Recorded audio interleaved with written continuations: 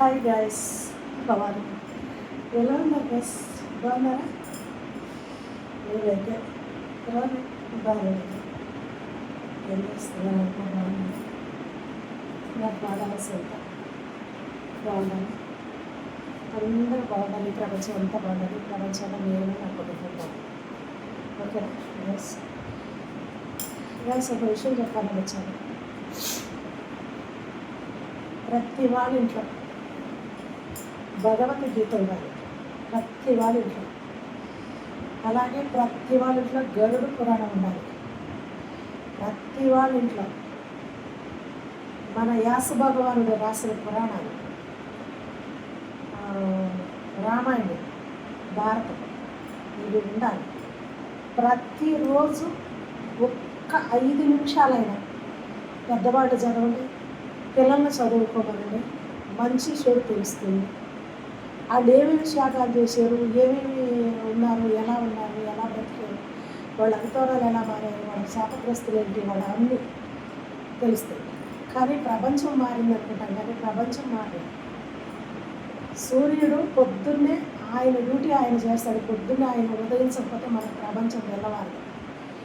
చంద్రుడు ఆయన డ్యూటీ ఆయన చేస్తున్నాడు. చక్కగా చంద్రుడు వచ్చి ఆయన తెల్లగా వెన్నెల ఎరజిమ్మి మనకు ఆనందాన్ని కలిగించి వెలిగిస్తాడు. ఆయన డ్యూటీ ఆయన చక్కగా చేస్తున్నాడు. గాలిదేవుడు, వాయుదేవుడు ఈ గాలి లేకుండా మనం బ్రతకలేదు. అలాగే నీరు లేకుండా మనము తాగటానికి నీరు లేక బ్రతకలేదు, ఎవరు బ్రతకలేదు. అలాగే నిప్పు లేకుండా మనకి ఏ పని కాదు. అన్నీ ఆ డ్యూటీలు వాళ్ళు సక్రమంగా చేస్తున్నారండి. ప్రకృతి కూడా మన చుట్టుపక్కల ప్రకృతి వాళ్ళ డ్యూటీ వాళ్ళకి చేస్తుంది. కానీ భగవంతుడు సృష్టించిన మనుషులు మాత్రం శ్రద్ధబుద్ధులతో నిండిపోయి మారిపోయి స్వార్థాలు పెరిగిపోయి అవినీతిలో బ్రతుకుతున్నారు.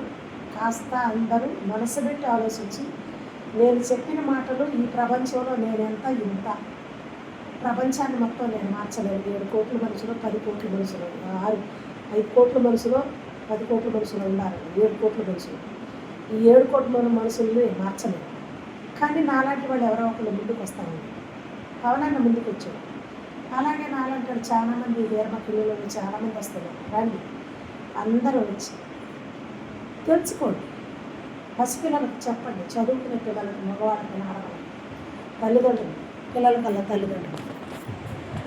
ఇదే నేను చెప్పాలనుకున్నాను గైస్. Okay, bye.